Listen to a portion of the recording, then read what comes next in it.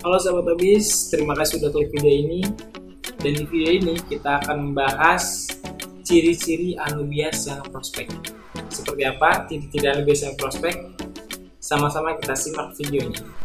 Oke teman-teman sahabat Hobis, sekarang depan kita udah ada beberapa sampel anubias dari yang proper sampai ke yang kurang rekomendasi atau yang masih bisa kita usahakan atau diusahakan untuk menjadi proper. Nah sebelumnya saya jelaskan dulu ya, anubias ini masih satu family sama jenis-jenis tanaman aroid. Karakteristik dia tuh nggak jauh beda sama tanaman-tanaman aroid. Contohnya ya seperti sirih gading, janda bolong atau Adansonii, Monstera deliciosa itu sama. Cuma bedanya untuk anubias ini dia semi akuatik. Langsung aja saya ambil sampelnya untuk yang prospek ya. Untuk yang prospek ini contohnya kecil ya, karena kan biasanya kalau dijual tuh antara 5 daun ke atas ya. Nah ini sampel yang prospek. Jadi sampel yang prospek ini dia anakan rhizome. Ketika dia tumbuh, kita bisa lihat di sini. Batangnya itu kecil ya. Emang permulaan itu batangnya kecil. Maupun anubias copifolia yang daunnya besar. Yang daunnya besar itu pasti dia dimulai dari yang kecil dulu. Dimulai dari yang kecil dulu. Daunnya berawal dari yang kecil-kecil. Kemudian lama-lama, makin lama makin besar. Ya teman-teman, ini ciri-cirinya. Jadi kalau misalkan teman-teman lihat dari sini kecil terus lama-lama makin besar, begitu juga diiringi dengan daunnya yang makin besar, itu bisa dipastikan anubias ini tumbuh sebagaimana mestinya, tumbuh secara layak pada media tanam sebelumnya ya. Jadi sebelumnya teman-teman beli sama siapa, itu berarti dia tumbuh dengan layak, dirawat dengan baik seperti, atau airnya sangat cocok parameternya. Nah jadi nanti saya kasih link untuk cari-cari info atau cari-cari tahu ini saya beli di mana. Ini kurang lebih saya rawat udah ada 1 bulanan lebih, 2 bulan ya. Kurang lebih saya rawat udah 2 bulan. Dia udah mulai tumbuh dan daunnya udah mulai stabil putih. Jenis anubias pinto.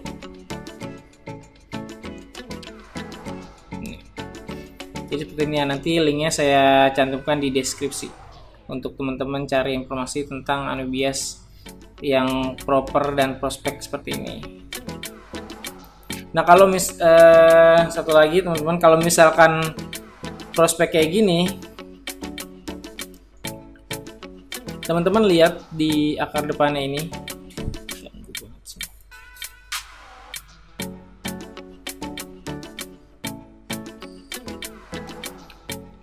Nah untuk yang udah prospek kayak gini, teman-teman tuh harus hati-hati dalam penanganannya, terutama untuk akar bagian depan yang ini, apalagi akar baru yang ini. Nah seperti sebagaimana umumnya tanaman aroid, akar depan ini dia seperti sensor untuk menentukan dia mau lanjut hidup atau stuck di sini, atau dia kayaknya nggak cukup tenaga gue untuk lanjutin tumbuh ke atas, jadi gue lebih milih tumbuh ke samping. Itu ditentukan oleh akar depan ini. Jadi akar depan ini kayak matanya dia untuk melanjutkan tumbuh atau enggak. Ini hati-hati banget penanganan untuk akar depan ini, jangan sampai rusak. Karena kalau dia rusak, dia bisa stres terus balik arah. Nah kalau udah balik arah, dia bingung mau tumbuh apa enggak, galau. Nah teman-teman juga nanti bakal ikut galau. Itu ya untuk yang proper. Nah sekarang untuk yang bermasalah ya.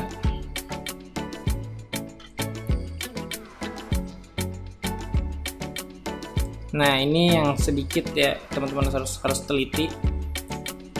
Walaupun besarnya itu walaupun besarnya itu lebih besar ini daripada ini ya, tapi teman-teman di sini harus lebih teliti dalam memperhatikan besaran daun ya. Dari sini teman-teman bisa lihat, dari sini itu dia daunnya besar ya, perbandingannya hampir 3 kali lipat ya daripada daun yang ini. Nah, berarti ketika di sini dia udah habis nih, ada batang kecil lagi di sini yang hilang. Ketika sampai di daun ini, nah ini sampai di daun ini dia mengalami masalah antara parameter swing, atau dia sakit, atau misalkan dia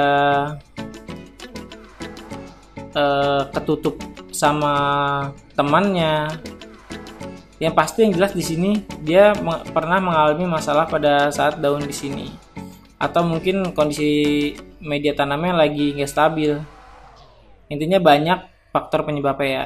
Jadi kalau seperti ini itu masih tanda tanya teman. Ini dia mau tumbuh lagi, atau dia mau stop dan balik arah, atau malah dia udah mau nyerah gitu ya. Jadi kalau yang kayak gini teman-teman wajib teliti, harus lihat lagi, diperhatikan baik-baik lagi.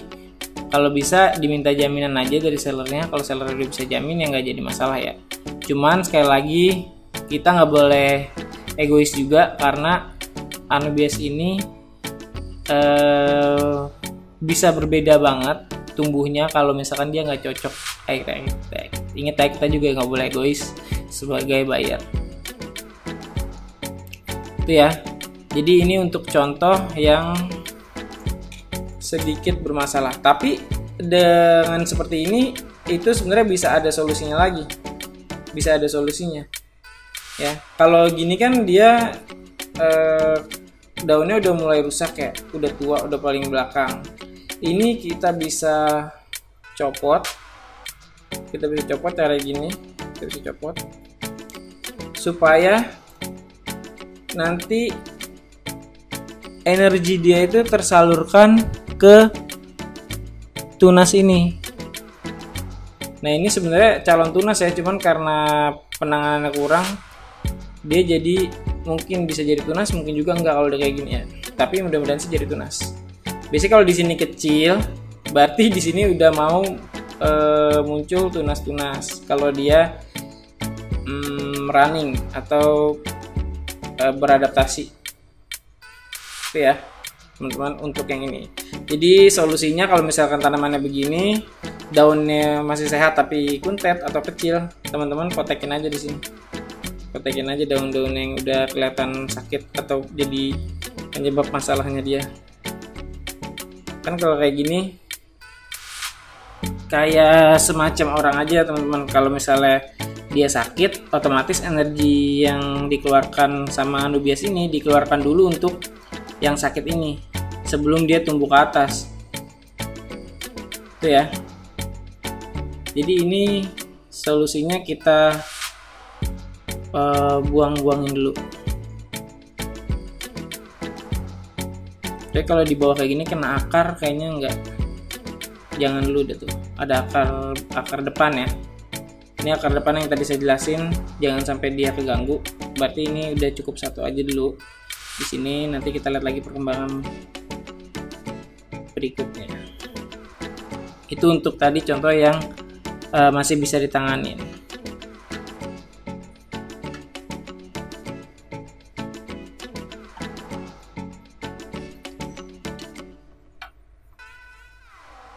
Nah, yang berikutnya ini hasil penanganan yang saya lakukan ya teman-teman. Jadi ini termasuk Anubias lama, dan dia tuh bener-bener lama banget nih. Pas udah nyampe sini dia jadi anak, jadi gagal tumbuh. Daunnya pernah mau besar tapi nggak jadi, karena dia berusaha mau tumbuh ke atas tapi nggak bisa, nggak mendukung kondisinya. Jadi dia akhirnya mengeluarkan tunas-tunas di sini. ya setelah saya potek daun-daun besarnya, dan beberapa minggu kemudian dia tumbuh tunas. Itu contoh kondisi yang berhasil treatmentnya teman-teman. Kalau misalkan kita 50-50 aja, karena ini kan tergantungnya makosa juga menentukan dia mau hidup apa enggak. Kita 50-50 juga. Jadi kalau berhasil alhamdulillah, kalau nggak berhasil pun kita harus ikhlas. Ini ya untuk contoh yang berhasil beradaptasi dan tumbuh tunas gitu. Berikutnya ini juga sampel untuk yang berhasil beradaptasi. Selalu ya, kalau misalkan dia mau kecil di ujungnya, itu berarti ciri-ciri dia mau berhenti tumbuh, memutuskan untuk berhenti tumbuh dan membesar. Jadi kalau dia memutuskan untuk berhenti besar, pilihan dia antara mati atau mengeluarkan tunas lagi di belakang. Dia berhasil melakukan tunas di belakang, berarti dia bertahan dengan beregenerasi dengan tunas-tunasnya di belakang. Ini contoh yang berhasil, treatmentnya berhasil. Dan itu tadi contoh-contoh anubias tadi teman-teman. Waktu saya beli itu belum terlalu paham tentang anubias, pilihnya yang kayak gimana, itu saya belum terlalu paham. Jadi kalau sekarang dengan seller yang baru, saya pilihnya udah enggak yang asal lagi. Jadi benar-benar harus diperhatiin baik-baik, di video maupun di foto kita perhatiin baik-baik kondisinya udah ideal apa belum, seperti ini. Nah untuk yang terakhir, untuk contoh yang gagal adaptasi. Nah ini ya, jadi sebelumnya dia ini panjang teman-teman. Sebelum panjang ini batang paling kecil ada di sini, terus dia udah gitu aja tumbuhnya kecil terus. Akhirnya dia memutuskan untuk menyudahi hidupnya di sini. Dia memutuskan untuk menyudahi hidupnya di sini. Tapi tetap bakalan saya rawat. Siapa tahu ada mukjizat. Ini juga sama. Ini juga sama kasusnya seperti yang teman-temannya, tapi yang ini kebetulan dia gagal adaptasi, jadi seperti ini. Jadi kalau teman-teman baru mau mulai beli anubias, itu teman-teman harus perhatikan yang tadi supaya teman-teman nggak perlu mengalami pengalaman yang sama dengan yang saya alami. Lumayan sedih juga sih teman-teman untuk yang mati yang ini ya, dan ada beberapa sih cuman gak sempet terdokumentasi. Lumayan sedih juga, kita mengeluarkan uang yang gak sedikit, terus kita harus bertaruh dengan kondisi dia yang seperti itu.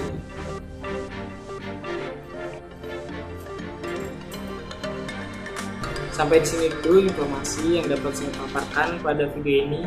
Jika ada masukan atau pertanyaan, silakan tulis di kolom komentar.